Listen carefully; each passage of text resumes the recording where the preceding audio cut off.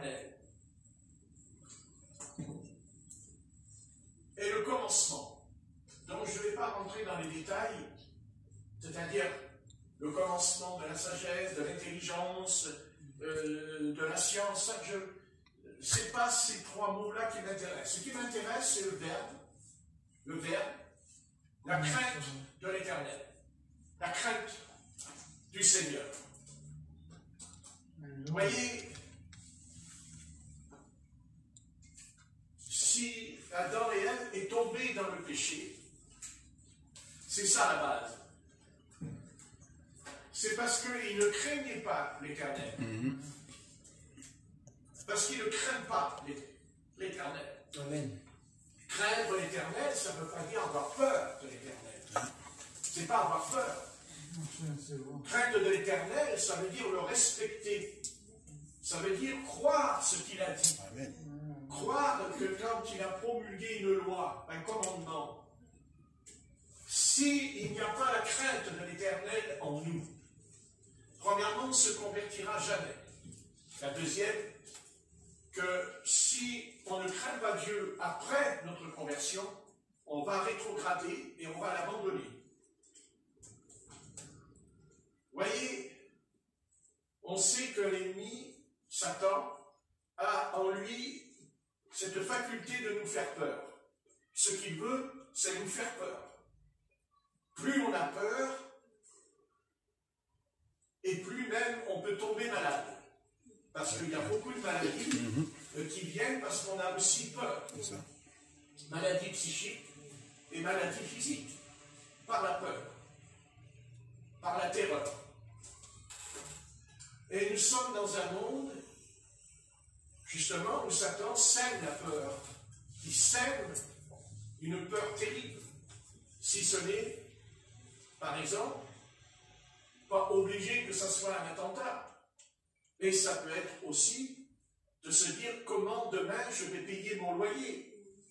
Comment demain je vais payer l'électricité pour avoir de la lumière dans la maison. Comment demain je vais payer les impôts. Comment demain je vais acheter à manger. Comment je vais nourrir mes petits-enfants. Et quand je suis âgé, comment je vais faire puisque je n'ai plus de force dans mon corps quand j'étais jeune. Et tout ça, ça crée la peur. Ça crée la peur terrible. D'abord, cette peur-là, nous pouvons la voir, et elle est légitime. Devant ce qui se met en place en ce moment, c'est une grande question pour nous. Mais, là où il faut bien comprendre, premièrement, c'est que l'Éternel est vivant. L'Éternel existe, le Seigneur existe vraiment. Mais, c'est pas parce qu'on sait que le Seigneur existe, c'est pas ça qui compte. C'est pas le fait de savoir qu'il existe, c'est de le craindre. Parce que on peut savoir, on peut être même un très grand théologien dans la Bible. Mais si tu ne crains pas Dieu, ça ne sert à rien. Si tu ne crains pas Dieu, tu es en danger. Tu es en danger. Vous voyez,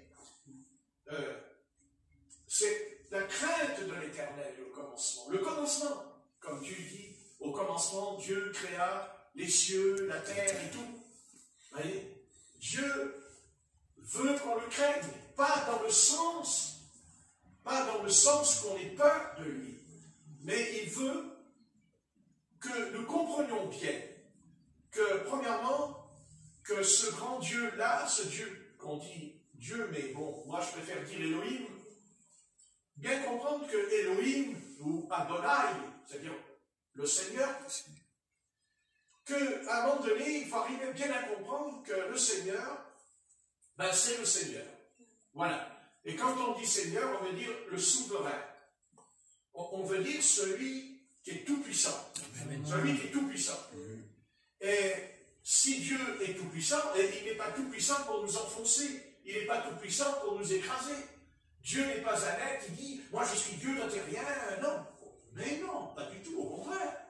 Au contraire. Amen. C'est lui qui nous a créés. Il nous a créés, nous sommes créés par lui. C'est la création. D'abord, il a créé une chose en nous. Il a créé d'abord quoi en nous? Il a d'abord créé l'ADN en nous. C'est très important. Amen. Et pourquoi Dieu a créé l'ADN? Parce que Dieu a voulu nous identifier par rapport aux animaux. Il a voulu nous identifier même pas, puisque même nous, nous n'avons pas le même ADN, chacun n'est pas le même. C'est comme ça qu'on retrouve un criminel. C'est par ça qu'on peut retrouver les criminels aujourd'hui. N'est-ce pas? Amen. Donc Dieu a créé la vie. Il a dit, voilà, moi je crée cette chose qui m'appartient. Elle est à moi. Voilà. Elle est à moi.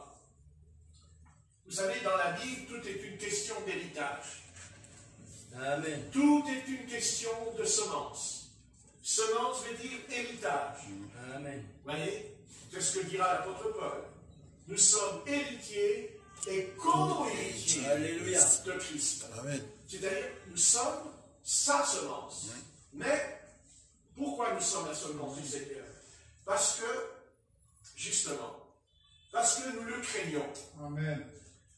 Je répète, ce n'est pas une crainte, ce n'est pas la crainte de l'homme. D'abord, Dieu nous interdit d'avoir peur de l'homme. Amen. Dieu nous défend, il ne veut pas qu'on ait peur de l'homme. Amen. Même s'il est méchant, on ne doit pas trembler devant lui. Amen. Amen. On tremble devant le Seigneur. On ne tremble pas parce qu'il est Seigneur, c'est pas ça. On tremble parce qu'il y a ce respect, le respect pour lui. Amen. Parce que c'est l'éternel. Parce qu'il est l'éternel. Et dans l'Ancien Testament, dans le Jardin d'Éden, Adam, justement, c'est ça qui a fait dévier Adam. C'est que il n'a pas eu de crainte de l'éternel. Parce que s'il avait craint l'éternel, il n'aurait pas péché. Il n'aurait pas mangé le fruit défendu que le Seigneur lui a fait. Parce que s'il avait eu cette crainte au fond de son cœur, il ne l'aurait pas fait. Parce que le Seigneur nous explique la crainte de l'éternel est le commencement. Dans un autre texte, il dit de la sagesse et de l'intelligence. Vous voyez? Donc, on ne peut pas être intelligent. On ne peut pas être sage. Même si on étudie la philosophie grecque, surtout les Grecs. Mais non, non, non, non. La sagesse, l'intelligence, la science prend sa source au travers de ce que l'on craint. On craint le Seigneur. Amen. Voilà, c'est ça. On le craint. Comment l'expliquer? La crainte, c'est quoi? La crainte de Dieu, c'est un mélange de respect. De respect. C'est pas je crains Dieu, j'ai peur, il va me frapper, il va me détruire, alors j'ai peur. Non, c'est pas ça du tout.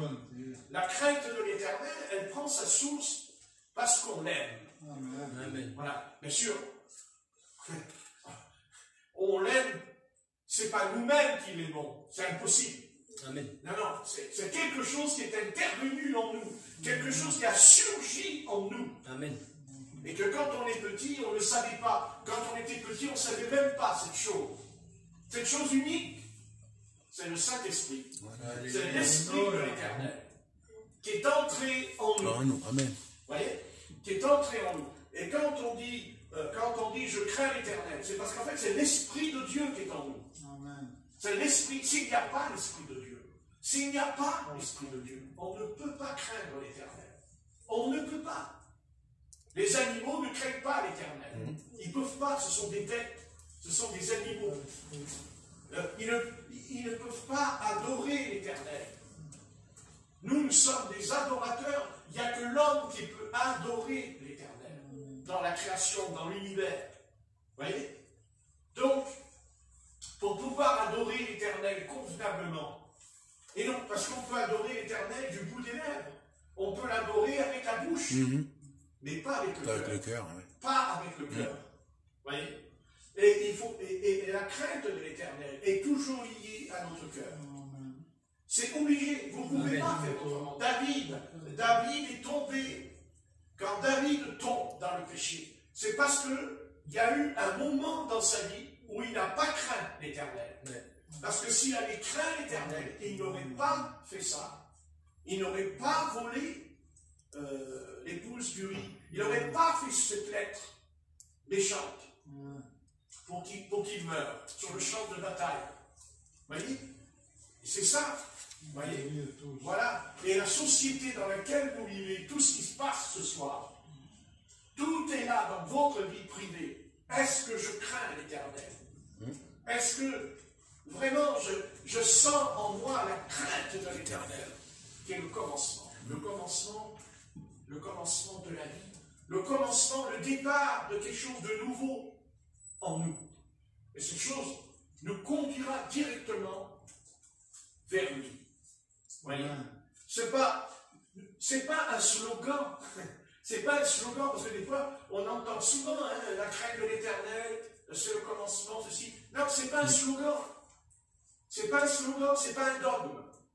Non, c'est une expérience. Amen. C'est ça qu'il faut comprendre. C'est une expérience. D'ailleurs, on ne peut pas faire des progrès avec le Seigneur si on ne fait pas d'expérience. Amen. Notre vie, de toute façon, elle est faite que d'expériences. Bonne ou mauvaise. Mais tout est basé sur l'expérience. C'est le vécu. Et ce qui est important pour nous, c'est pas de dire « Ah, mais nous sommes chrétiens. Ah, mais nous, on est nés de nouveau. » C'est pas ça. Ça c'est très bien, ça. Ce sont des marches. Quand on monte, il faut bien avoir une échelle. Voilà, d'accord. Même les anges aussi, ils ont eu besoin d'une échelle avec Jacob. N'est-ce pas? Marie, c'est des anges. Pourtant, il y avait une échelle. Vous voyez? Donc, on est appelé à gravir, à monter. On est appelé à faire un effort. C'est ce que le Seigneur veut, même aux anges. Ils ont dû faire un effort, puisqu'ils ont monté et descendu. Donc, ils font un effort. Rien ne se fait sans effort. Rien ne se fait sans notre accord. Et pour être en accord, d'abord avec soi-même, parce que souvent on n'est pas en accord avec nous-mêmes, hein, parce que des fois on se contredit quand on parle, n'est-ce pas? Ou dans le vécu. On dit une chose et on ne le vit pas. C'est vrai ou pas? Oui. Vous voyez? Mais maintenant, si je crains l'Éternel, si je crains Dieu, alors je serai délivré. Je serai délivré au moment de l'épreuve. Je serai délivré quand je serai attaqué par l'ennemi. Parce que Dieu, lui, s'est engagé en disant à l'ennemi, non. Parce que, tu vois, cette âme-là, elle me craint. Elle me craint dans le sens qu'elle considère que je suis l'Éternel, mais aussi son Sauveur, son Seigneur. Voilà, c'est ça que tu dois bien comprendre, Satan. Et Satan le sait. Et Satan le sait.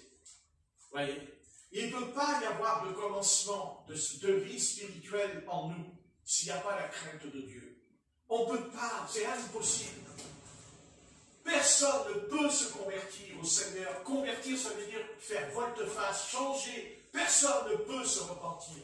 Si, même dans la repentance, quand on se repent, il y a quelque chose, un acte dedans, qui va s'opérer dans notre être intérieur. Oui, je crains le Seigneur. Amen. Oui. Et c'est parce que je le crains que je vais marcher droit. C'est parce que je le crains que je vais obéir et suivre ses commandements. Et si je ne crains pas l'Éternel, eh bien, je ne ferai pas sa volonté. Jamais, jamais, jamais. Aucun homme, même un prophète, même que ce serait Moïse, que ce serait Élie, les grands prophètes, tous ces hommes-là avaient la crainte du Seigneur en eux. Et même Déborah avait la crainte du Seigneur en elle. La crainte de Saint-Pierre. Vous comprenez ce que je veux dire? Amen. C'est important, bien-aimés. Posez-vous la question ce soir. Pose-toi cette question au fond de ton âme, en repartant tout à l'heure, ou ce soir, ou dans le lit. Pose-toi la question. Avant de dormir, pose-toi la question. Est-ce que je crains l'Éternel? Est-ce que vraiment j'ai la crainte de Dieu en moi? Ou est-ce que simplement je crois en Dieu parce que, voilà, on m'a dit qu'il y a un Dieu qui existe, il y a un Dieu qui est vivant, oui, mais bon, sans plus, quoi. Eh oui. Voilà. C'est important. Et ça va être important. Parce que, voyez, avec tout ce qui se passe, les grèves, les manifestations, s'il n'y avait que ça encore, on a...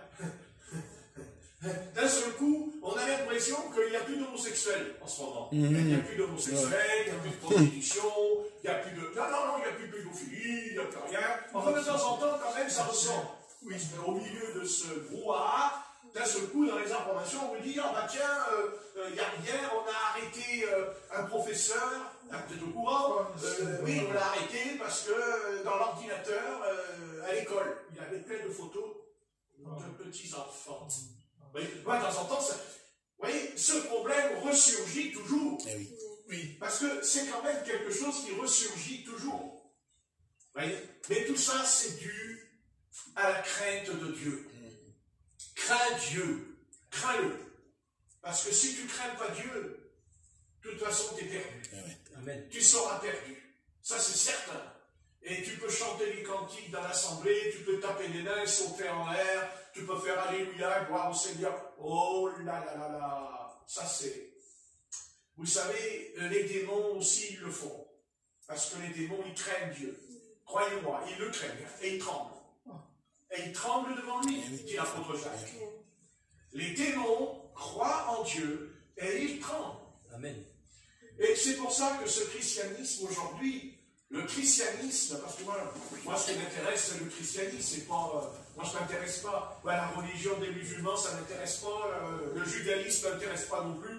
Ça ne m'intéresse pas. Moi, ce qui m'intéresse, c'est le christianisme, parce que le christianisme veut dire Christ. Amen. Le christianisme veut dire Christ et les chrétiens. Voilà, on est là dans quelque chose, parce que on ne va pas demander à Israël d'être un modèle. On ne peut pas dire Israël est un modèle ce soir devant les peuples de la terre. Pas plus qu'on peut dire que les musulmans, c'est un modèle. Pourquoi? Parce que tous les deux sont dans le péché. Et je ne parle pas des attributs du péché. Ils sont dans le péché parce que justement, ils ne craignent pas le Christ, parce qu'ils ne craignent pas le Seigneur.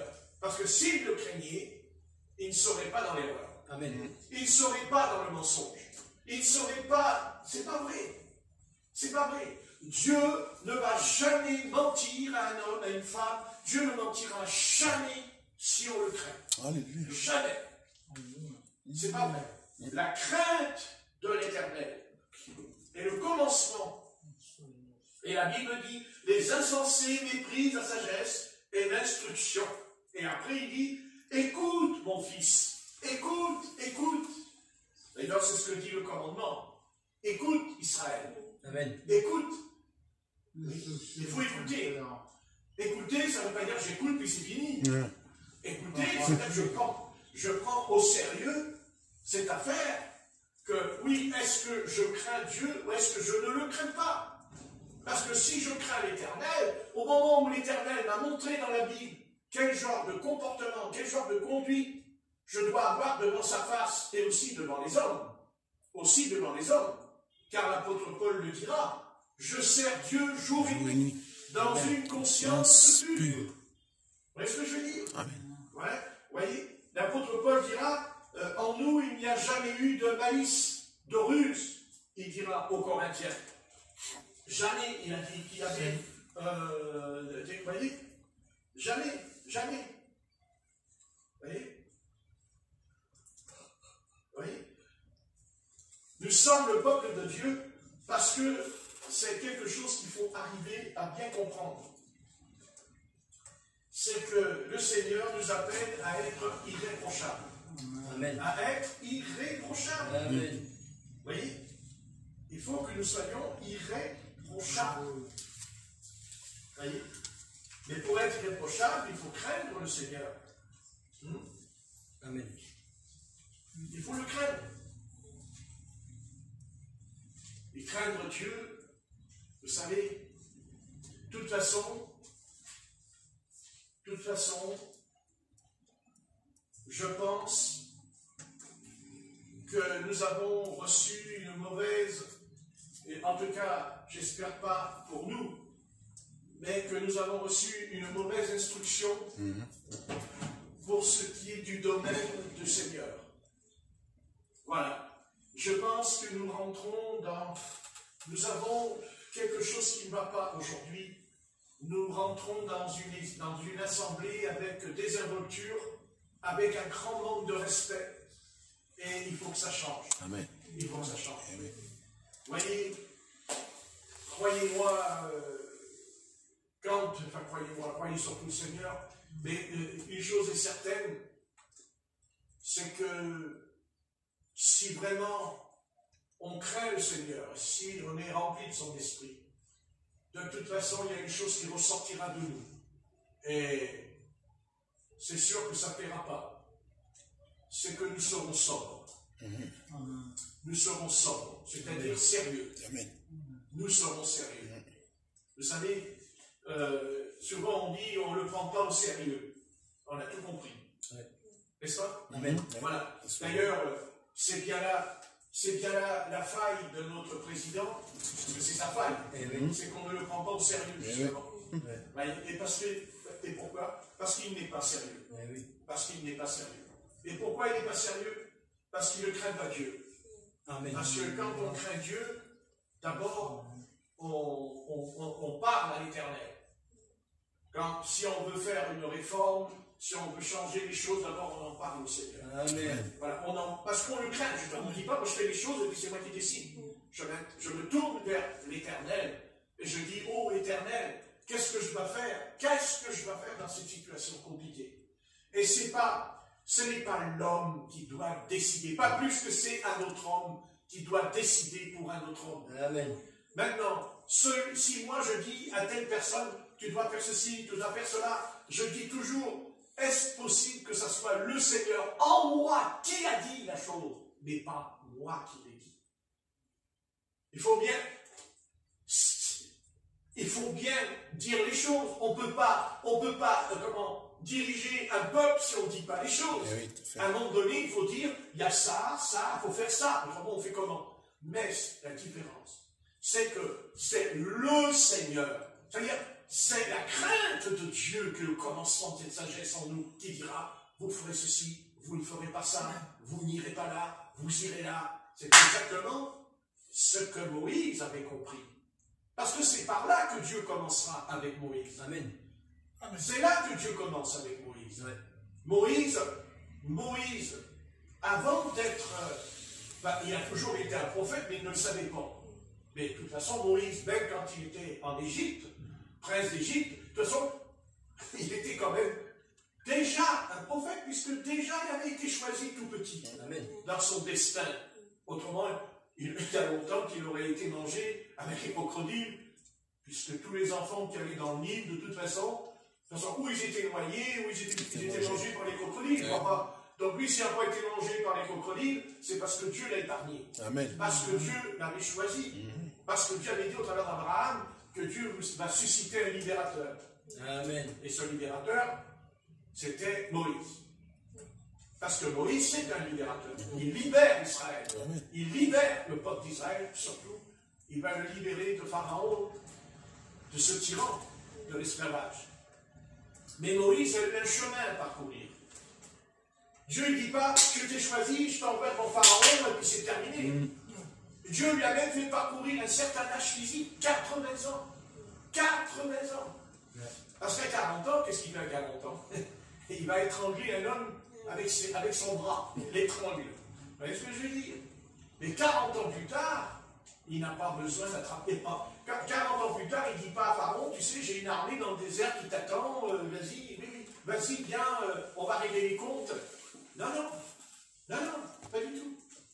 Dieu envoie un homme. Mais cet homme-là, il n'est pas seul. Cet homme-là, il n'est pas seul. Amen. Il a l'Éternel avec lui. Oui, amen. Et pourquoi il a l'Éternel avec lui? Parce qu'il a appris à craindre l'Éternel. Amen. Et quand est-ce qu'il l'a appris? Quand l'Éternel est venu dans le buisson ardent. Amen. Quand l'Éternel lui a dit, Moïse, Moïse, enlève tes souliers. Amen. Il a dit. Vous voyez, à crainte, enlève même tes souliers pour être devant moi. Oh, tu vas les enlever. Mais les enlever. Oui. D'ailleurs, s'il n'était pas enlevé, Dieu ne l'aurait jamais envoyé. Ah ben non. Quand Dieu lui dit enlève tes souliers, c'est parce qu'il allait voir ce qu'il allait faire. Test. Mais s'il n'avait pas enlevé, À votre avis, s'il n'avait pas enlevé, qu'est-ce qu'il faisait le Seigneur? Il a dit, dégage, tu t'en vas. Je ne peux pas me servir d'un homme que quand je lui dis enlève tes souliers, tu ne les enlèves pas. Mais il les a enlevés. Amen. Pourquoi les enlever? Oui, mais attendez, il a été placé devant un buisson qui était tout en feu, mais qui ne se consumait pas. Ah oui, ça n'existe pas, ça. Le feu, c'est le feu. Il brûle, puis il voit. Et là, non, le buisson est toujours là. Et là, vous voyez, parce que ce feu, c'est pas un feu qu'on allume là, chez nous dans la garrigue, avec une boîte d'allumettes. C'était l'Éternel qui était là, dans le buisson. Et pourquoi un buisson? Parce que les Seigneurs voulaient faire comprendre à Moïse que ce buisson, c'était Israël. Que c'était le peuple. Quand Dieu intervient, c'est toujours pour son peuple. Amen. Un homme de Dieu qui est envoyé par Dieu, il est envoyé pour le peuple. Amen. Pour le peuple. Et il le fera sans intérêt. Amen. Sans intérêt. Alléluia. Il servira Dieu sans intérêt. Il ne demandera rien en échange. Amen. Parce qu'il craint le Seigneur, il craint l'Éternel. Il sait qui est l'Éternel. Il le sait parce qu'au fond de lui, parce qu'on peut craindre l'Éternel même si on ne l'a pas vu. Amen. D'ailleurs, c'est ça le miracle du christianisme. C'est que nous croyons en lui sans l'avoir vu. Amen. Nous le craignons sans l'avoir vu. Et les païens peuvent nous dire, vous êtes fous. Qu'est-ce que vous nous racontez? Vous nous parlez du Christ d'ailleurs qui est mort, et vous nous dites que le Christ il existe. Mais vous l'avez vu? Vous l'avez rencontré le Christ? Non mais sincèrement, vous l'avez rencontré le Christ? C'est ce qu'il nous dirait un psychiatre. Un psychiatre qui dirait, bon, malade. N'est-ce pas? Et c'est ce que dira l'apôtre Pierre. Vous qui avez cru en lui sans l'avoir vu. Vous vous rendez compte? Mais qu'est-ce qui fait ça en nous? La foi. Amen. Et qu'est-ce que c'est que la foi? C'est le commencement de la sagesse, c'est la crainte de Dieu. Voilà. On se lève le matin, on craint Dieu. On se couche le soir, on craint Dieu. Amen. Quand on est devant les hommes, eh bien à un moment donné, on se dit, non, écoutez, je vous écoute, mais c'est d'abord le Seigneur. C'est ça. C'est le Seigneur. Quand on dit le Seigneur, ça veut dire quoi? Ça veut dire le roi, le Seigneur, ça veut dire le grand roi, le souverain. On a tendance à oublier. On a oublié là que c'est le grand roi. Eh oui. Eh bien sûr. Hein? On est léger, hein? Oui. Ah. Vous voyez? On est léger. Mais ça ne se passe pas comme ça. On a une très mauvaise conception de Dieu. Très mauvaise conception des choses de Dieu. Heureusement que Dieu est patient. Heureusement. Amen. Parce que s'il n'était pas, il y a longtemps qu'il nous aurait mutilés. C'est ça. Mais Dieu est patient. Amen. D'ailleurs, il est patient. Et Moïse aussi. Moïse aussi. Ouais.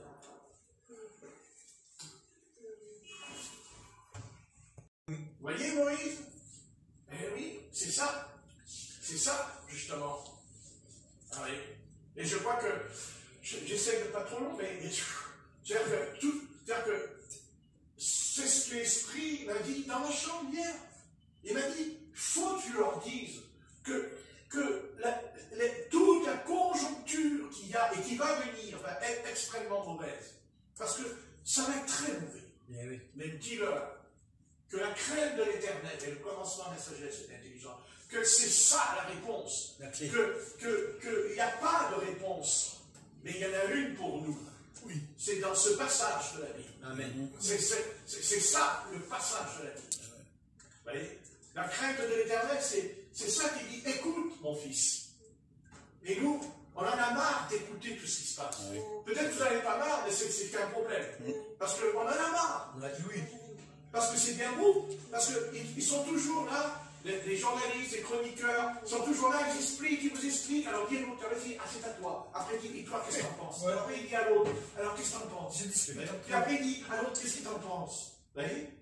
Alors là, et là, mon ami me dit, écoutez, vous qui écoutez, de toute façon, vous n'êtes pas d'accord, mais vous serez d'accord parce que ceux qui sont en face de vous, ils vous expliquent que c'est comme ça que ça se passe. Vous voyez ce que je veux dire? Mais il ne faut pas rigoler. Parce qu'ils sans s'en rendre compte, quand on est dans la pièce, ils essayent de façonner notre intelligence. Oui, c'est ça. Oui, non, mais c'est comme la publicité, ça. Oui, d'accord? exactement. Voilà, en fait, c'est comme un vase. Ils sont en train de... C'est vicieux. Voilà, c'est ça ce qui se passe. C'est vicieux, ouais. Mais avec nous, ils ne pourront pas. Non. Ils ne pourront pas parce que l'apôtre Paul nous a dit quelque chose. Nous avons la pensée de Christ. Alléluia. Voilà, nous avons la pensée du Seigneur, dit l'apôtre Paul. Ce n'est pas nos pensées, c'est sa pensée à lui qui est en nous. Amen. Et bien sûr, c'est plus nous qui pensons. Bien sûr, nous pensons. Nous ne sommes pas, on n'est pas des robots, pas du tout. Non. D'ailleurs, même dans l'au-delà, ils pensent aussi dans l'au-delà.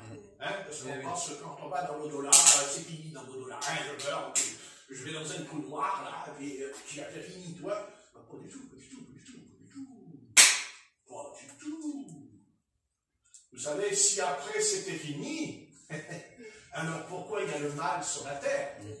Pourquoi il y a le mal dans l'univers si c'est fini? Eh oui. Non, il y a la grande question. Quelle est l'origine du mal? D'où vient le mal? Alors je vous réponds, le mal, on va dire le mot, c'est les ténèbres. Mais qui sont les ténèbres? D'où viennent-elles les ténèbres? Et comment les ténèbres ont-ils pu corrompre le plus grand chérubin, qui aujourd'hui n'est plus un chérubin, qui a amené à corrompre celui qui était porteur de lumière dans Ézéchiel 28, il dit porteur de lumière, et qu'aujourd'hui s'appelle Lucifer. Mais qui a corrompu, qui a pu corrompre ce chérubin? Chérubin protecteur, c'est-à-dire chérubin d'onction. L'onction dans ta vie. Amen. Marqué. Chérubin d'onction. Tu étais parfait en beauté. Tu étais le jardin de Dieu. Amen. Car tu étais en Éden. La perfection. Mais qui a fait? Qui a amené? Qui a amené cet être angélique à devenir avec autant de haine en lui? Parce que vous savez, la haine, c'est le mal. Amen. La haine, mais aussi la jalousie. La jalousie. Voilà. Qu'est-ce qui a pu amener? Qu'est-ce qui a conduit ce chérubin parfait? Parfait, il est en perfection. Qu'est-ce qui l'a poussé? Qu'est-ce qui a mené cet être qui a été créé par? Il a été créé par Elohim, dont lui-même, il était aussi un Elohim. Amen. Et oui, parce qu'il était un fils de Dieu. Il n'était pas Dieu, mais il était un Dieu. Et oui. Amen. Et il est tombé. Et il est tombé. Et il habitait en Éden. C'est écrit. Il habitait en Éden. Tu étais le jardin d'Elohim. Pierre précieuse et tout. Les tambourins à ta suite, l'armée, tout le suivait. Ce chérubin dont aujourd'hui c'est Satan. Donc il n'y a pas que Satan dans l'univers. Il y a autre chose que nous ignorons. Quelque chose qui s'appelle le mystère. Car souvenez-vous que tous les prophètes et les apôtres ont toujours dit le mystère. Même l'enlèvement, c'est un mystère. Amen. Je vous dis un mystère. Nous ne mourrons pas tous. N'est-ce pas? Amen. Voilà. Et le mystère, ça veut dire quelque chose de caché. Amen. Et Dieu dit que ce qui est caché, Dieu dit qu'il emploie un mot, un verbe. La révélation. Révélation. Amen. Et c'est pour ça que l'Église de Jésus-Christ aujourd'hui n'a plus de révélation. Non. Elle est privée de révélation dans la prédication, dans l'esprit prophétique. Elle n'a plus de révélation. Pas du tout. Au contraire, elle a la démangeaison d'entendre des choses agréables, d'écouter des choses qui lui font plaisir. mais elle ne veut pas la révélation. Et sachez que l'Église de Jésus-Christ, elle est bâtie pas seulement sur le nom de Jésus-Christ, pas du tout. Non, non, elle est bâtie sur la révélation. Amen. Et le Christ l'a dit À Pierre. à Simon-Pierre. Il lui a dit, sur cette révélation, je bâtis, je construis. Mais aussi, et ça c'est quelque chose, vous savez, et les portes de l'enfer ne prévaudront point contre elle. Parce que quand on dit séjour des morts, attendez, quand on dit séjour des morts, on ne parle pas du paradis. Le paradis, ce n'est pas le séjour des morts, à ce que je sache. Le paradis, il n'y a pas les morts, il y a les vivants. Parce que si je vais dans le paradis et que je suis mort, quoi ça sert dans le paradis si je suis mort? Je suis mort, le paradis, je suis dans le paradis mais je suis mort. Bon, parce que je suis mort, mais un mort, lui, quand il est mort, il ne profite plus de rien.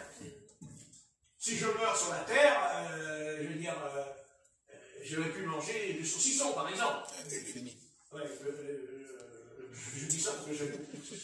Alors donc, j'essaie d'en manger quand même un peu quand je suis sur la terre. Il n'y en aura pas. Et donc, voilà, il faut rire un petit peu, n'est-ce pas? Mais en attendant, on peut rire, mais dans le rire, il peut y avoir aussi une certaine vérité. Voyez, et les portes de l'enfer, les portes du séjour des morts, mais c'est pareil, ne prévaudront point contre qui? Contre l'Église. Et contre quoi l'Église? Contre la révélation. Pas contre l'Église structurée en dénomination. Non, non, non, certainement pas. Certainement pas. Et d'ailleurs, la fin du monde, la fin des temps, est basée sur ce problème-là. C'est écrit dans l'Apocalypse chapitre 10, verset 7. C'est écrit. On peut le lire. Oui. Apocalypse chapitre 10, verset 7. Qu'est-ce qui est écrit? Verset 10, verset 7. On va le lire. Apocalypse 10, verset 7. Mais qu'au jour de la voix du septième ange, quand il sonnera de la trompette, le mystère de Dieu s'accomplirait comme il l'a annoncé à ses serviteurs, les prophètes.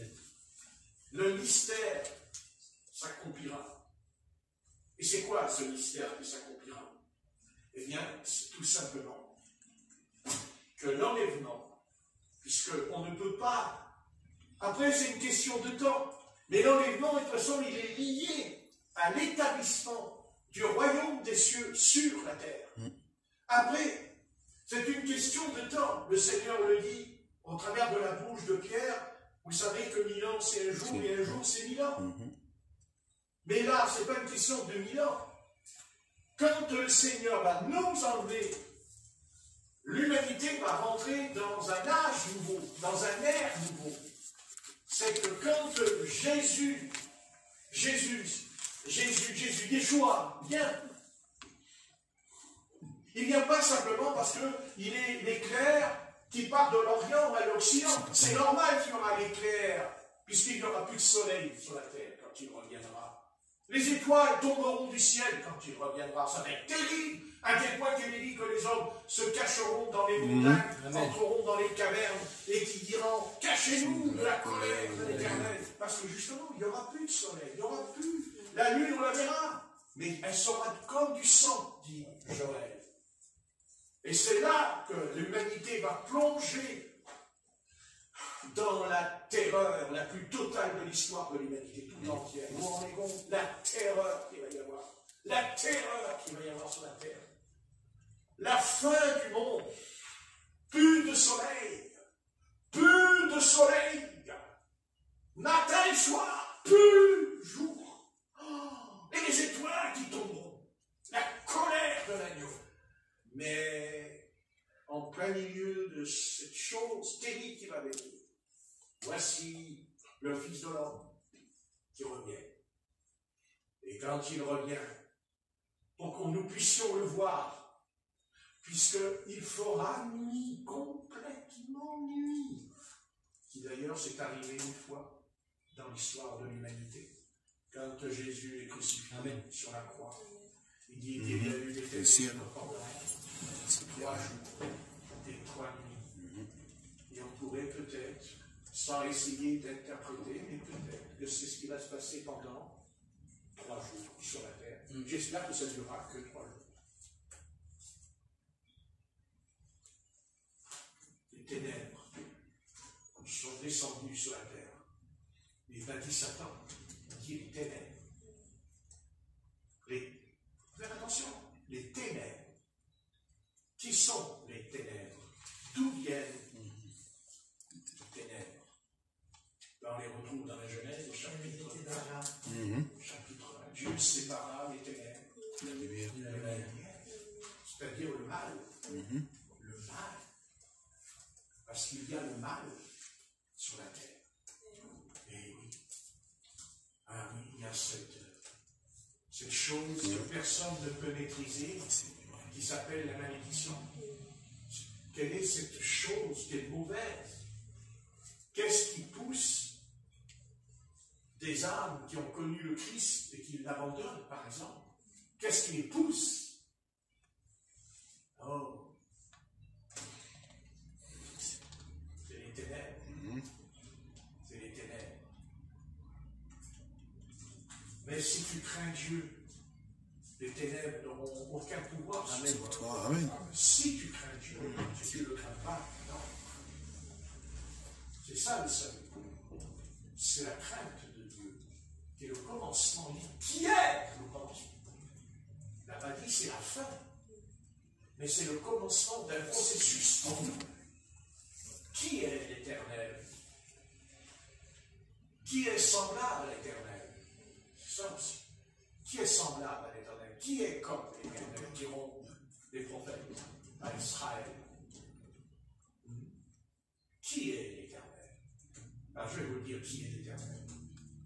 Il est Melchisedec, roi de Salem, souverain, sacrificateur du Dieu très haut, qui n'a ni commencement, ni fin, ni géant, ni un origine, ni père et ni mère. Amen. Hébreux, chapitre 1. Ou chapitre 9. Vous verrez, dans l'Épître aux Hébreux.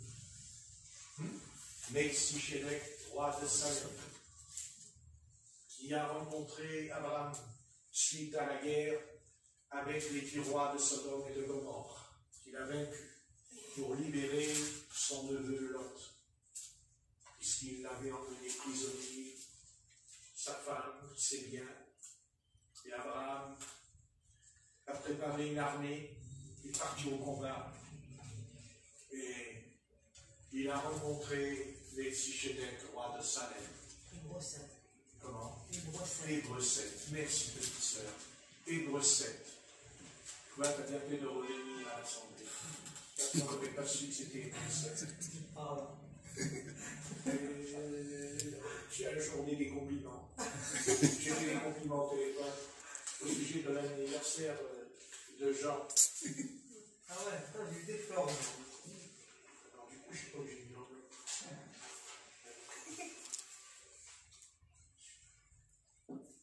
Elle est dans ma Bible, elle était protégée.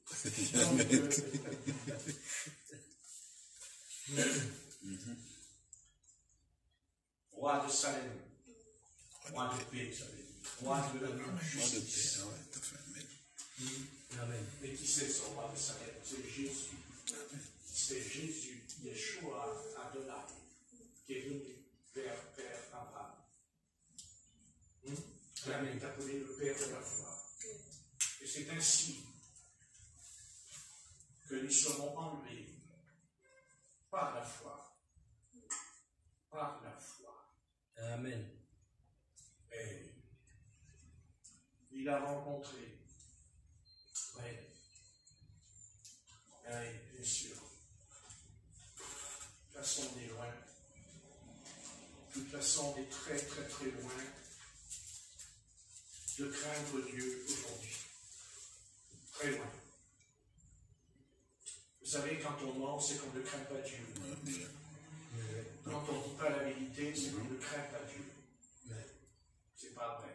Quand on ne prie pas, c'est qu'on ne craint pas Dieu. Amen. On ne peut pas craindre et en même temps faire ce qu'on veut. Amen. Ça n'a pas de sens. Ça n'a pas de sens. Vous voyez?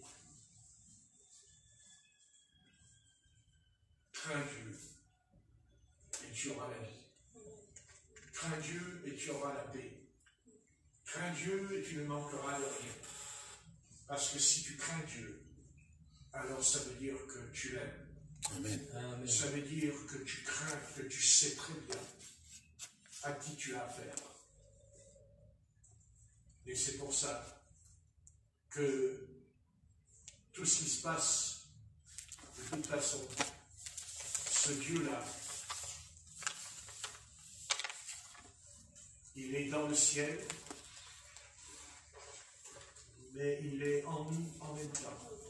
Il est omnipotent, omniscient, en nous. Il est en nous. Amen.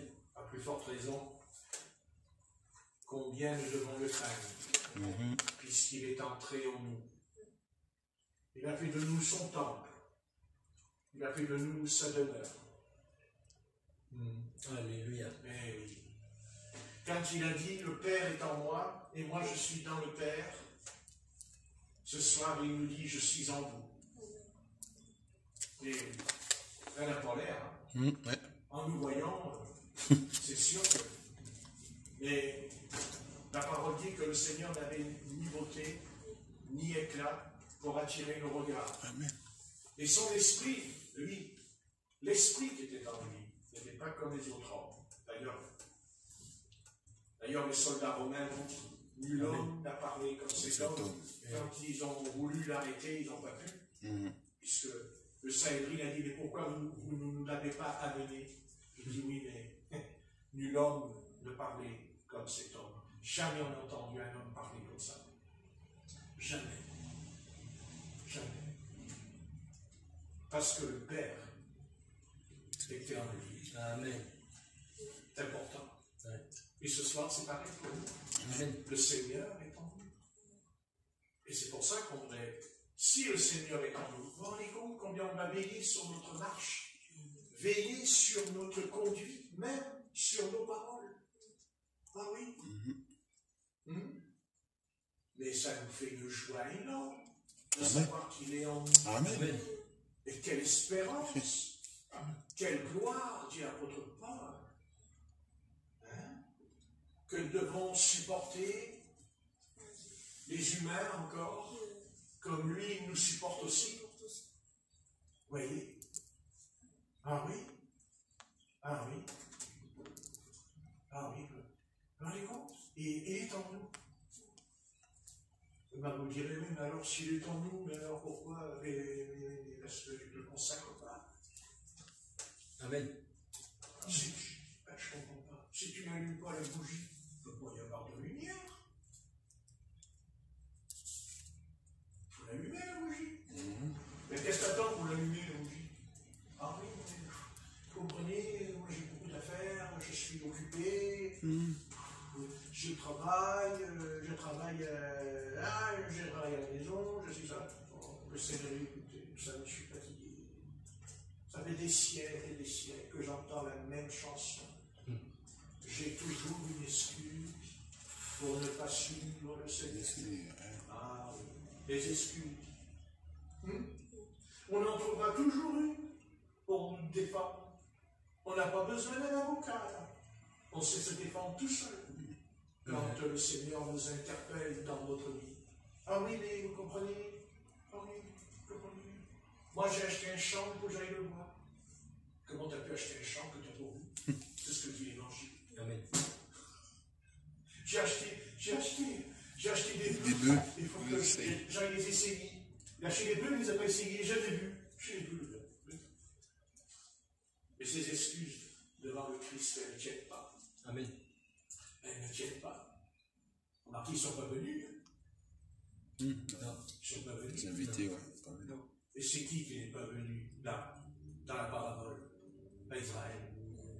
C'est Israël qui n'est pas venu. Amen. Alors qu'est-ce que dit le Seigneur? Allez le long des, allez dans les chemins. C'est le chemin, et il a ramenez fait tout ce que vous trouvez. Amen. C'est qui ça? C'est nous. C'est nous. Païen. C'est les païens. Eh bien oui. Vous voyez? Et qu'est-ce qu'il dit le Seigneur à la fin? Il y a encore de la place. Vous n'avez pas lu? Amen. Il dit il y a encore de la place. Allez, retournez. Vous voyez qu'il y a de la place dans le royaume des cieux. Ouais. Hein? mais l'essentiel, que s'il y a de la place, c'est que j'ai une place aussi. Amen. Amen. Hein? Voilà, quand tu mourras, tu auras ta place. Tu Alléluia. vas mourir, ça, c'est sûr. Tu vas t'en aller. Tu vas partir. D'un coup. C'est comme une feuille. Une feuille au printemps. Vous avez vu les arbres? Mais au mois d'octobre, la feuille que tu vois là, qui est belle, elle va être jaune, elle tombe par terre. C'est ce que tu es. Tu es une feuille. Amen. Voilà. Bah oui. Et voilà, certains d'entre nous ne sommes plus au printemps. Ce soir, on est en automne. Voilà. Et ben moi, je suis en automne. Je ne dis pas aux autres qui vont avoir peur. Donc, moi, je suis en automne. Voilà, j'ai eu mon printemps. N'est-ce pas? Voilà. Directement dans le paradis. Parce qu'il y a le paradis. Que ça leur plaise ou ça leur plaise pas, qu'ils soient d'accord ou pas, ça change rien. De toute façon, il y a le paradis, c'est sûr qu'il y a un paradis. C'est certain, je vais vous dire pourquoi il y a un paradis. Il y a une raison qui nous dit qu'il y a un paradis. Et cette raison, elle est même en nous ce soir. C'est quoi? C'est qu'en nous, il y a deux choses. Deux choses qu'on est nés avec. Vous n'avez pas une petite idée? Nous sommes nés avec la joie et la tristesse. Et nous sommes nés avec la tristesse et la joie. Voilà. Et qu'est-ce qui nous apporte la joie? C'est toujours une bonne nouvelle. Amen. Et l'évangile veut dire bonne nouvelle en grec. Amen. Voilà. Donc si vous avez la joie au fond de vous, voyez, c'est que justement vous êtes sauvés. Voilà. Pas une joie, des plaisirs de la chair, comme le monde. Non. Non, justement, on est joyeux sans aller. Voilà. Amen. C'est ça. Voilà. C'est ça, justement. Et le contraire de la joie, c'est la mélancolie, c'est la tristesse. Ouais. Vous comprenez? C'est ça. Voilà. Alors au début, quand Dieu nous donne la repentance, on reçoit la tristesse. On ne se convertit pas avec la joie. Non. C'est pour ça que toutes ces choses, dans toutes ces églises locales, quand on voit tout ça, là, toutes ces choses-là, il y en a marre, hein, ils sautent en l'air, ils tapent des mains, les instruments, ils sont contents, sont joyeux, tout. Non, non, non, non, non, non, non. La crainte de l'Éternel, c'est quelque chose qui nous enverra à genoux, et pas n'importe où, à la croix de Golgotha. L'apôtre Paul a toujours prêché la croix du calvaire. C'est comme ça, il a annoncé la mort de Jésus-Christ. Il a même dépeint, c'est lui qui le dit, il a dépeint la mort de Jésus-Christ dans l'Épître aux Romains. Il a envoyé, quand il prêchait, il montrait, il a la capacité, comme un tableau, il peignait en prêchant le tableau de Jésus qui a été crucifié pour nos péchés et nos iniquités. Voilà, c'est ça, l'œuvre de la grâce. Ensuite, quand on est repenti, quand on a fait la paix avec le Christ, alors, là, le Saint-Esprit descend et il dit, le royaume de Dieu, c'est pas le boire et le manger, mais c'est la paix et la justice. Et c'est la joie. Amen. Voilà, c'est ça. Vous comprenez? Si tu ne vas pas dans le péché, même s'il y a des épreuves, même si c'est même qu'importe, mais si tu ne vas pas dans le péché, il y aura quand même la joie au fond de toi. Amen. La joie de ton salut. C'est ce que dira David. Rends-moi la joie de mon salut quand il est tombé. Vous voyez? Voyez? Le Seigneur ne lui a pas enlevé le salut, contrairement à ce qu'ils disent beaucoup. Non, il a perdu la joie du salut. C'est différent. On ne perd pas son salut. Non. Non, on ne perd, même si on tombe dans le péché, on ne perd pas son salut. Mais Dieu nous fera passer par la repentance. D'ailleurs, on sait qu'il y a deux sortes de repentance. La tristesse selon le monde et la tristesse selon Dieu, dit l'apôtre Paul aux Corinthiens. Amen. N'est-ce pas? Amen. Voilà. Donc quand on est triste par la parole, c'est bon signe. Mais si on vient à Dieu, on rentre dans une assemblée et puis on reparle, oh c'était bien, je me sentais bien, j'ai l'impression que je planais, c'est ça que j'entends. Je plane quand j'écoute ta parole, on entend. Mais pas du tout. Pas du tout. On ne peut pas planer. Au contraire, quand on se repent, on descend. Et on revient à la réalité de ce que tu es un pécheur et que tu es condamné à mort à cause de ton péché. Non pas à cause du Seigneur qui t'aurait rejeté. Non. C'est trop facile là, pour deux jeunes filles là, qui essaient de tourner en rond là, avec ça. Non, pas du tout. Pas du tout. Prédestiné ou pas prédestiné, de toute façon, si tu ne veux pas venir au Seigneur, c'est ton péché. C'est pas vrai. Tu dis, mais non, je n'ai pas de péché. Non, c'est pas vrai. Je ne te crois pas. Si tu ne peux pas venir à Dieu et obéir au Seigneur, c'est que de toute façon, tu veux caresser ton péché. C'est que tu veux flirter avec le péché. Aucune âme qui a confessé son péché avec sincérité et qui l'a abandonné, c'est pas vrai, ne peut pas tourner le dos au Seigneur. Ce n'est pas vrai. Donc, ils chercheront des excuses, mais vous devez bien préciser aux pécheurs. Attention, tu es pécheur parce que tu aimes ton péché. C'est vrai, tu es pécheur par naissance, mais Christ, lui, il a fait le nécessaire. Amen. Christ a réglé ton problème quand tu es né dans le péché parce qu'il est mort à ta place pour que tu naisses. Mais après, si tu ne veux pas obéir, parce qu'il y en a plein des gens qui croient à Jésus-Christ dans les églises, il faut poser la question en disant, Père, non pas ce que je veux, mais ce que tu veux. Oui, non, mais c'est facile à dire. Vous comprenez ce que je veux dire? Voilà. De toute façon, même si on ne peut pas, tôt ou tard, l'Esprit de Dieu, le Seigneur nous amènera tôt ou tard à cette vérité. Pas ce que je veux, mais ce que tu veux. Et ça ne se fait pas en un jour. Amen. Non. Ça prend du temps. Parce que si ça se faisait en un jour, alors on serait le Christ à ce moment-là. Mais on ne l'est pas, ça c'est sûr. On est ses enfants, c'est sûr. Mais on n'est pas le Christ. Mais Christ est en nous. C'est ça le christianisme. Christ est en nous. On ne parle pas de religion. Quand on vous pose la question genre, ah mais vous êtes chrétien. Non, je ne suis pas chrétien. Non, chrétien c'est un mot que les païens ont donné. Amen. C'est pas la même chose. C'est pas la même chose, c'est pas ça la question. La question c'est pas d'être chrétien. C'est pas d'être musulman ou d'être juif. La question, c'est de savoir si Christ est en moi. Parce que l'apôtre Paul l'a dit dans Galates, chapitre 2, verset 20. Ce n'est plus moi qui vis, mais c'est Christ qui vit en moi. Alléluia.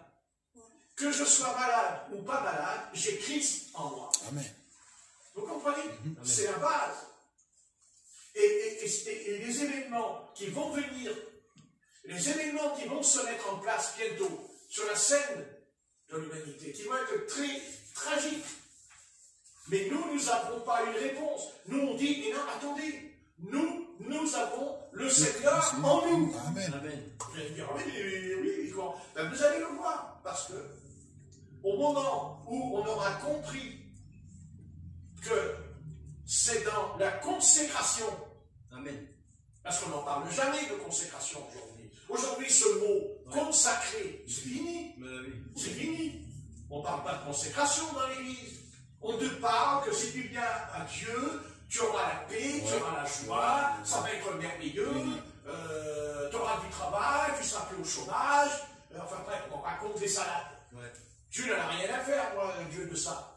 Ce que Dieu veut, c'est qu'il nous a envoyé son Fils bien-aimé.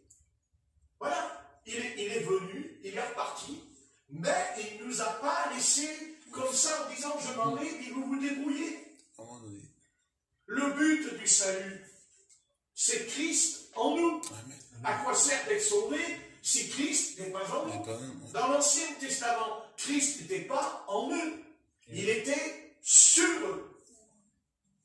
Il était avec eux, mais pas en eux. Voilà. L'Éternel n'était pas dans David. Il était avec David, mais pas en David. Pas encore. C'était pas possible. Parce qu'il fallait que la chair soit crucifiée. Et aucun homme ne peut crucifier sa chair. C'est Christ qui a été crucifié à notre place. Amen. Vous comprenez? C'est ça, le Saint-Esprit a produit en nous il a injecté en nous quelque chose, le sang. Il a injecté le sang, c'est pas notre sang, on en a déjà. Non, son sang. Alléluia. Son sang, c'est le sang qui vient. Pas de sang, pas de vie. La Bible dit que l'âme est dans le sang et le sang est dans l'âme. Amen. C'est pour ça que le Christ a dit, celui qui mange ce pain et qui boit ce vin, il le dit, boit mon sang et mon corps. Il mange mon corps. Vous direz, vous mangez du pain, c'est du pain. Vous la mangez tous les jours du pain. Mais là, à ce moment-là, quand ça s'appelle le moment solennel, le moment sacré de votre vie, quand vous prenez la scène. C'est un moment sacré. C'est là une position de votre âme. Dont d'ailleurs vous en mangerez avec le Christ, il dit, j'en mangerai de nouveau. Avec nous dans son royaume. Amen. Vous voyez, pas que sur la terre, la Sainte Seine, aux noces de l'agneau. Voilà, Jésus-Christ a injecté le sang. C'est pour ça qu'ils veulent nous piquer. Pourquoi ils veulent nous piquer avec les vaccins et tout? Parce qu'ils veulent justement que notre sang soit contaminé. Ils le savent. Ils savent que c'est le sang qui est important. C'est le sang. Ils le savent. Et ils veulent contaminer notre sang. Vous comprenez? Mais ils ont pas besoin de le contaminer. Il est déjà contaminé depuis longtemps, notre sang. Parce que nous sommes dans le péché. Voilà. Donc, pour plus être dans le péché, il fallait du sang nouveau. Amen. Il fallait le sang neuf. C'est-à-dire un sang sans péché. Sans le péché. Amen. Et le seul homme qui est venu dans ce monde, c'est Jésus-Christ. Il est sans péché. C'est pour ça, c'est ça qu'ils n'aiment pas, les musulmans. Pourquoi les musulmans ne veulent pas reconnaître que Jésus est le Christ? Pourquoi les juifs ne veulent pas reconnaître que Jésus est le Christ? Pourquoi? Parce qu'ils ne veulent pas admettre cette chose en eux, que le sang, que Dieu a du sang. Amen. C'est ça qui les retourne. C'est comment Dieu est puissant. Dieu est tout puissant, en même temps, il meurt sur la croix de Golgotha. Ils n'admettent pas ça. Mais ils ne peuvent pas l'accepter. Ça dépasse. Les hindous, ils ne peuvent pas l'accepter, les hindous, cette histoire. Parce qu'ils sont mystiques. Ils pensent que Jésus est mystique. Voilà. C'est quelqu'un de mystique, Jésus. Vous voyez? Mais non, pas du tout. Jésus n'est pas mystique. Il n'a jamais été mystique. Jamais le Christ est un être mystique. Non. Jésus est le Fils de l'homme. Il est Dieu fait homme. C'est ça. C'est ça qui les dérange. Et pourquoi ça les dérange? Parce qu'ils savent au fond d'eux-mêmes que si demain ils reconnaissent que Jésus est réellement le Fils de Dieu, automatiquement il est sans péché. Amen. Mais comme ils ne veulent pas abandonner leur péché, puisqu'ils ne veulent pas l'abandonner, si un homme il dit je veux abandonner mon péché, si un homme il dit comme David j'ai péché contre l'Éternel, je me repens, alors Dieu dit mais oui, c'est ça. Tu peux pas craindre Dieu, tu ne peux pas avoir la crainte de l'Éternel si tu aimes ton péché. Les deux ne sont pas compatibles. Il faut être honnête à un moment donné. C'est l'un ou l'autre. Voilà, c'est ou la lumière ou les ténèbres. C'est la mort ou la vie. C'est pas compliqué. C'est tout simple. Voilà. Le gros problème de l'humanité ce soir, c'est quoi? C'est pas les retraites. C'est pas le code du travail, il y en a marre de tout ça. Le vrai problème, le problème là, c'est quoi? C'est le péché. Amen. C'est le péché. Eh oui. Oui.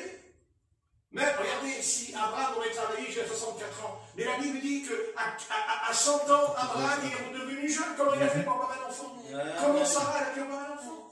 La réponse, c'est Dieu qui la donne. Amen. Le reste, d'accord, c'est humain. Et je le comprends. Que les hommes vont travailler jusqu'à 34 ans, je le comprends. Ils ne sont pas convertis. Ils n'ont pas le Christ en eux. Qu'est-ce qu'on va leur demander, les pauvres? Mais nous avons le Christ. Amen. Ça veut dire même si à un moment donné, ça se démolit en nous, il y a une force, quelque chose qui vient, qui se manifeste en nous. Amen. D'ailleurs, rien qu'en lisant la Bible, déjà ça commence à agir dans notre esprit. Amen. Amen. C'est juste. Dieu est le Dieu de la vie. Dieu n'est pas le Dieu de la mort. Non, Dieu est le Dieu de la vie parce que Dieu est lumière. Alléluia. Voilà, Dieu n'est pas ténèbres, Dieu Alléluia. est lumière. Il se sert des ténèbres. Oui, il s'en sert des ténèbres. C'est écrit dans les psaumes. Amen. Voyez, il le dit dans le sujet de Marie. Qu'est-ce qu'il dit? L'ombre du Tout-Puissant. Puissant. Amen. L'ombre, c'est quoi une ombre? C'est pas la lumière, l'ombre. Non. Eh bien, Dieu s'est servi de l'ombre pour couvrir le sein de Marie. Mais le saint enfant, c'est le Fils de Dieu. Amen. Vous voyez ce que je dis? Voilà. On ne peut pas échapper. On pense qu'on n'aura que la lumière, que la lumière. Non, non. Un vrai chrétien n'a pas que la lumière. Un vrai chrétien, il a la lumière et il a aussi les ténèbres. Ben, autrement, on serait plus malade. Ben, on tomberait plus malade. On n'aurait plus de souffrance dans notre corps si on n'était que lumière. Non, on n'a pas que lumière. Et pourquoi on n'a pas que la lumière? Mais parce que on ferait comme Lucifer, on tomberait dans l'orgueil. On se sentirait plus. Parce qu'on n'aurait que la lumière. D'ailleurs, toutes les sectes qui naissent au monde, toutes les sectes, elles partent de là. Ce sont des gens qui ont été illuminés. Ce sont des gens qui, soi-disant, ont reçu des révélations. L'ange de lumière. Mais non, c'est pas vrai. L'apôtre Paul ne nous enseigne pas ça. L'apôtre Paul, il dit, nous sommes les balayeurs du monde. Amen. Il dit, tout en étant un apôtre. Car il dira aussi, c'est vous saviez la connaissance que j'ai reçue des mystères de Christ aux Éphésiens. En même temps, il te dit, mais nous sommes les balayeurs du monde. Vous voyez? L'apôtre Paul guérissait les malades au nom de Jésus-Christ, il chassait les démons, mais en même temps, il a été en prison. Il a été frappé et tout. Eh oui, ça, c'est les ténèbres. Eh oui. Eh oui. Eh oui, quand... c'est là où c'est compliqué pour nous d'accepter. Parce que qu'est-ce qui est le plus dur pour nous? C'est d'accepter non pas la lumière, on est prêt à accepter la lumière, on est d'accord? On est d'accord. Mais pas la souffrance. Ah, pas la souffrance. Vraiment, Dieu il nous dit, tu auras la lumière, mais tu auras la souffrance aussi. Ah non, ah non, ah ben non. Ah ben non, moi j'ai reçu la lumière, il n'y a pas de souffrance, parce qu'il n'y a que la lumière. Ben c'est pas vrai. L'ombre du Tout-Puissant. L'ombre du Tout-Puissant. Amen. Voilà, il y a une ombre.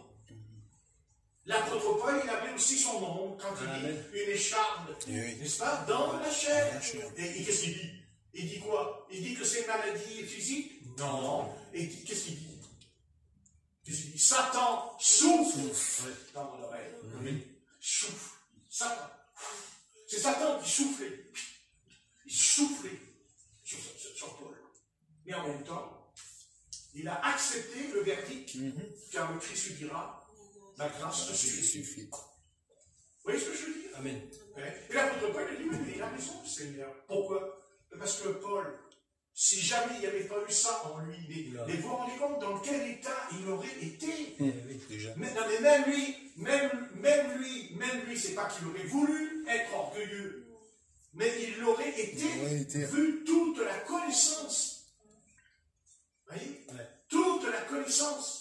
Vous voyez? Je disais à Corinne l'autre jour au téléphone, je lui ai dit, mais s'il y a un homme qui voudrait rencontrer l'apôtre Paul aujourd'hui, c'est Moïse.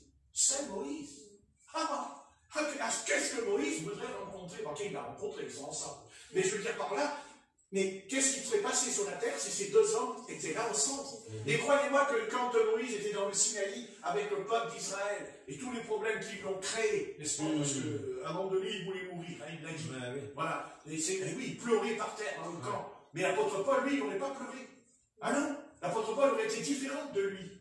Pourquoi? Parce que Christ était dans l'apôtre Paul. Parce que Christ était en lui, mais Moïse n'avait pas encore le Christ en lui. Ah non! Non! Il était une préfiguration, oui, du Christ Moïse. Mais Christ n'était pas en lui. La substance n'était pas encore. Et d'ailleurs, Moïse le dira. Dieu suscitera un prophète, il a dit. Il l'a dit. Hein. Et, ah oui, dans Deutéronome, je crois que c'est Deutéronome 18, il dit Dieu suscitera un prophète comme moi. Il a dit, mais attention, pas n'importe lequel. Pas n'importe quel prophète. Vous voyez? Voilà, elle est là la différence. Que nous importe ce qui va se passer? Qu'il y aurait une arme nucléaire qui va tirer?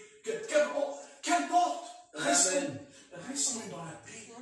Restons tranquilles. Parce que Christ est en nous. Amen. Voilà, c'est ça la vérité. Maintenant, Christ est en nous. Si on ne marche pas dans la sainteté, Christ, c'est pas qu'il n'est plus en nous, mais il ne se manifeste plus.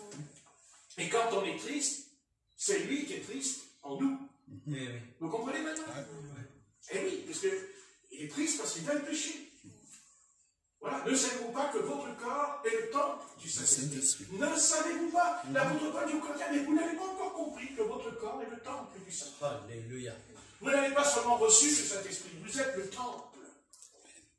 Vous êtes le temple. Mais oui, dans les comptes, il faudrait réfléchir. À plus forte raison, combien on va craindre l'Éternel. L'éternel, amen. Combien on va le craindre. Amen. Vous voyez ce que je dis? Ton corps est son temple. Dieu a fait de ton corps son temple. Tu me diras, j'ai rien demandé. Mais c'est bien dommage. C'est bien dommage. Mais Dieu n'a pas attendu qu'on lui demande qu'on comprenne. Il l'a fait tout seul. Il a opéré tout seul, en nous, sans notre avis. Amen. Ouais, non, on n'est pas libre. Moi, remarquez que Dieu me force à être son temps. Je dis, bon, j'ai pas envie que je sois libre, justement. Parce que je sais que ça va me conduire, ma liberté. N'est-ce pas? C'est ça. Vous voyez? Hein? Quand vous entendez ceux qui combattent la prédestination, ils disent, ouais, mais la prédestination, c'est pas possible que Dieu il oblige les âmes qu'ils ont été choisis à se convertir. Mais moi, je réponds à ces hommes-là, mais moi, je suis content que Dieu me prédestine. Amen. Parce que s'il m'a pas prédestiné, il y a longtemps que je lui ai tourné le dos. La personne qui attendez la nature, est-ce qu'elle est. Et même en étant déjà en Christ, une telle chose n'est pas encore claire. Alors, quand il n'y a pas de Seigneur, dans quel état on a fait se souvenir ce qu'on faisait avant. On a oublié la mémoire. On a oublié ce qu'on faisait. Ça y est, ça nous échappe. On va répondre, on revient de loin, n'est-ce pas? Non? Ah oui. On revient de loin ou pas? Parfaitement. Voilà. Alors ne vous inquiétez pas, restez heureux sur la ligne, ne vous inquiétez de rien. Ni pour le boire, ni pour le manger, ni pour les vêtements. Car il a dit, je nourris les oiseaux du ciel et les lys des champs. Et il n'y a pas un seul cheveu tombera dans cette tête sans que ce soit la volonté de mon Père. C'est tout clair. Alors, allons donc d'avant. Voilà. Et de toute façon, qu'importe qui on rencontrera. Si demain, on doit rencontrer Emmanuel Macron, qu'est-ce que ça peut faire? Mais moi, je suis le président de la République. Et moi, je dirais, mais moi, je suis un disciple de Jésus-Christ. Et il me dira, oh, je suis le Christ. Oui, mais attendez, le Christ qui est en nous. Le Christ en nous. Le Christ en nous. Il attrape à nous. Il balance un coup d'épée dans son cœur. Et sûrement, pas un coup d'épée sur son corps humain. Un corps humain, en prison. Donc, non. Mais c'est verbal. Qu'est-ce que vous voyez? La puissance du Seigneur. Il est ce qu'il est, il a un cœur comme tout le monde. Que je sache. Voilà. Il peut même être touché. Voilà. Un tout petit chrétien, il peut l'envoyer par terre. Un tout petit agneau, il l'envoie par terre. Amen. Mais c'est certain. C'est sûr. Mais il faut que ce soit le maître. À nous. Le maître. Et le maître est en nous. Amen. Maintenant, tout dépendra de notre disposition, tout dépend de notre niveau de consécration. Tout dépend du niveau. C'est ça qui est dur. C'est qu'aujourd'hui, il n'y a pas de consécration. La consécration, c'est vraiment se consacrer à Dieu, c'est s'intéresser à Dieu. C'est dire, ouais, Dieu, moi je m'intéresse, je ne sais pas, dis-moi ce que je dois faire, ce que je ne dois plus faire, et ceci, cela, montre-moi le chemin et tout. Je veux me consacrer. Je veux prendre un moment dans la journée pour lire ta parole, pour prier, je suis consacré. Quelqu'un qui travaille, il est consacré à son boulot, oui ou pas? Oui. Ben, s'il n'est pas consacré, le patron, qu'est-ce qu'il fait? Il lui dit, mais le travail, il n'est pas fait comme il faut, je t'en renvoie. Mais c'est pareil avec le Seigneur. C'est le sérieux. On est ses ouvriers, dit la Bible. Amen. C'est écrit, ouvriers avec Christ. Amen. Nous sommes ouvriers. Un ouvrier, c'est quelqu'un qui travaille ou pas? Amen. Parfois. Oui. Et il touche un salaire, oui ou pas? Oui.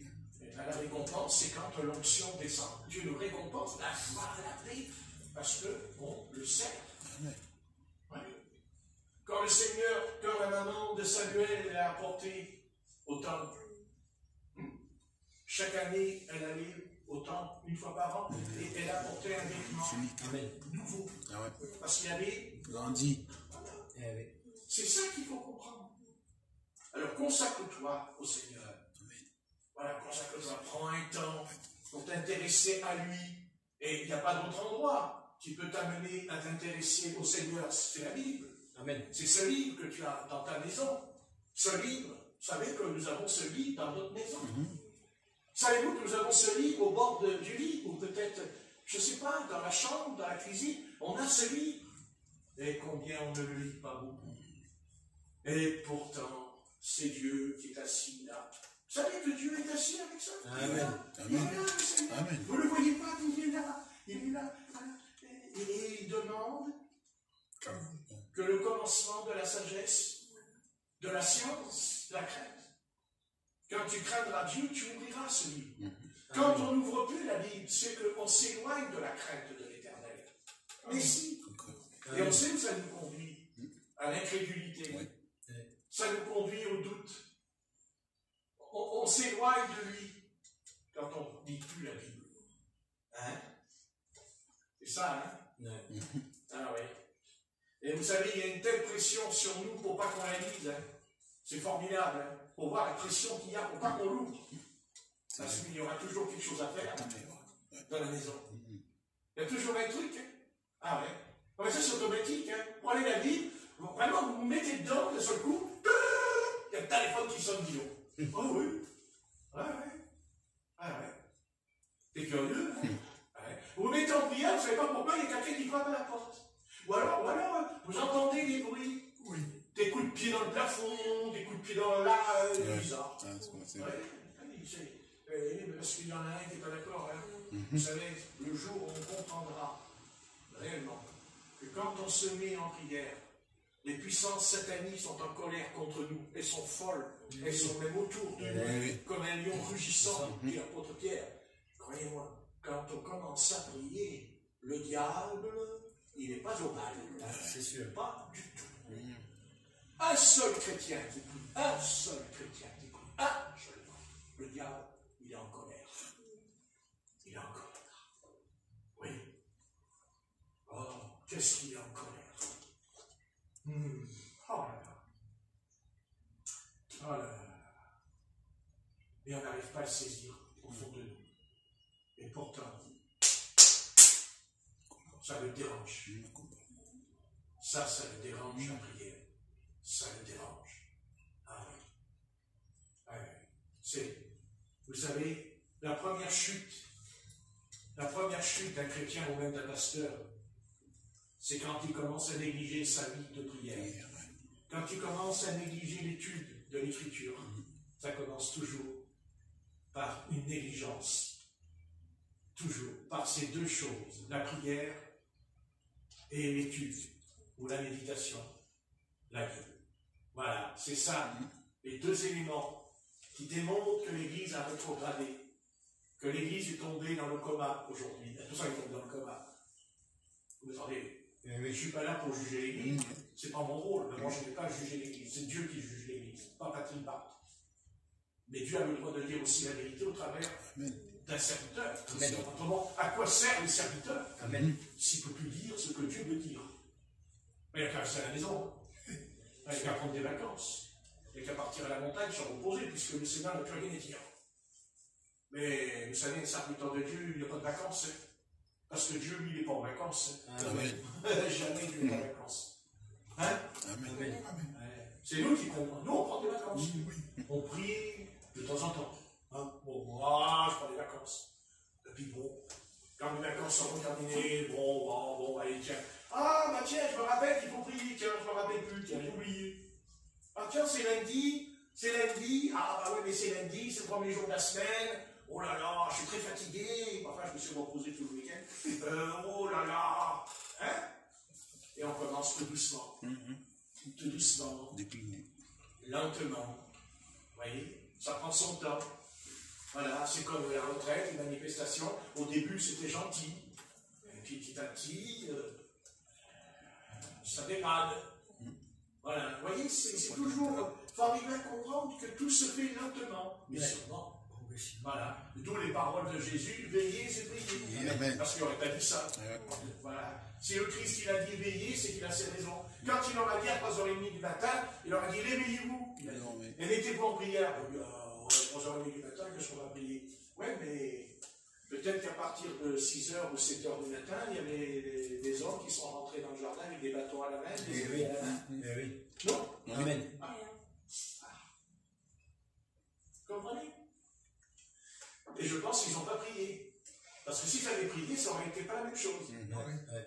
Oui. S'ils avaient prié, l'apôtre Pierre n'aurait pas sorti son épée du fourreau et il n'aurait pas coupé l'oreille du serviteur, sacrificateur du magique. serviteur, du sacrificateur. Non. N'est-ce pas? Oui. Voilà. Mais quelques mois plus tard, c'est le contraire. Devant le Sanhédrin, il va se prendre des coups de bâton et il dit: ah, je suis joyeux. Ils ont dû être drôlement choqués dans le Sanhédrin. Hein. Ils ont pris des coups de bâton et puis il dit que les apôtres étaient joyeux. Hein? C'est bon ça. Ils étaient remplis de l'esprit. Hein. On dit: attends, comment ils font pour être joyeux? Tu as pris des coups de bâton sur la tête, tu étais joyeux toi? Je ne sais pas comment ils ont fait. C'est l'esprit. C'est l'esprit du Seigneur. Hein.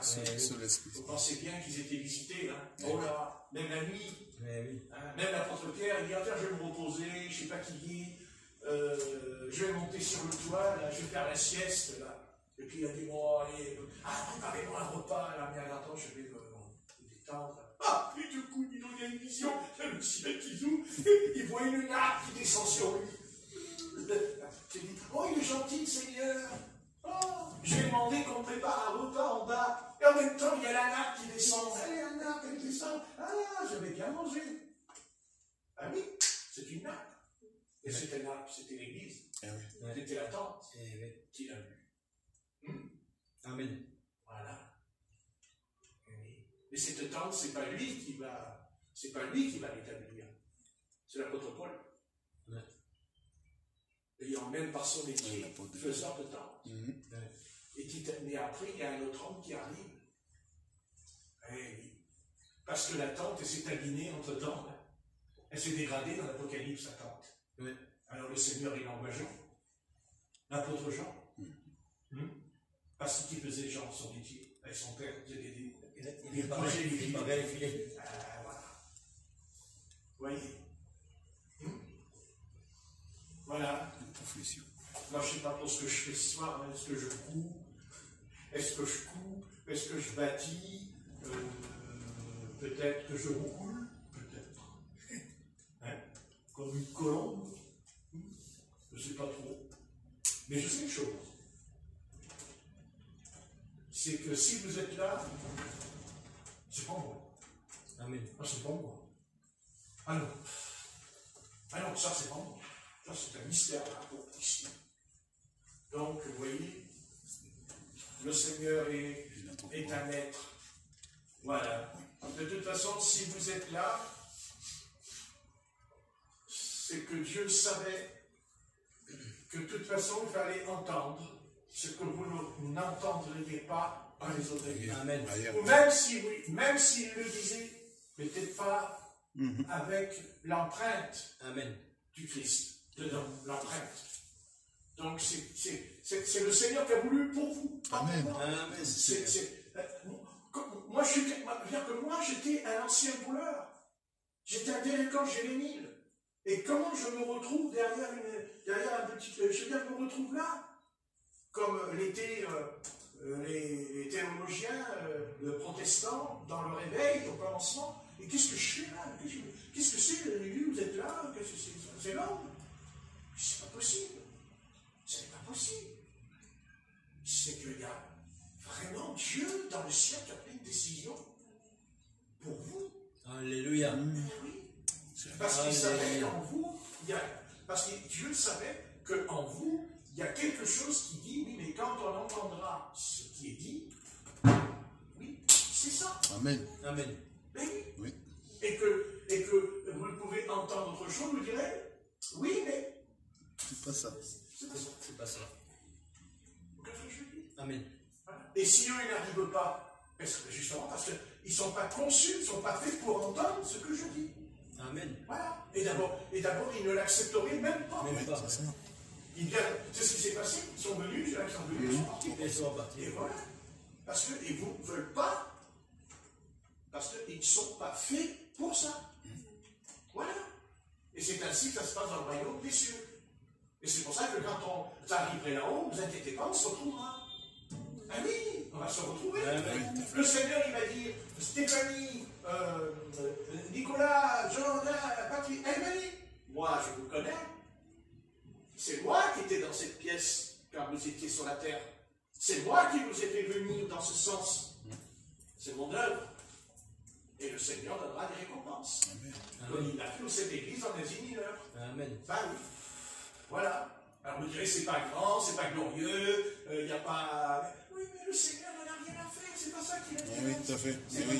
pas ça qui l'intéresse. Ce qui l'intéresse, c'est qu'il sait qui vous êtes. Amen. Il sait qui vous êtes.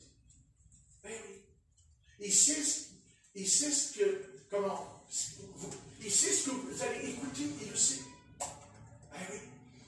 Alors des fois c'est un peu long, on dit Seigneur, il est long, le Père Patrick. Ah, il est long. Ouais, ben, il est long. Écoutez, s'il n'avait pas de défaut, Il serait pas là.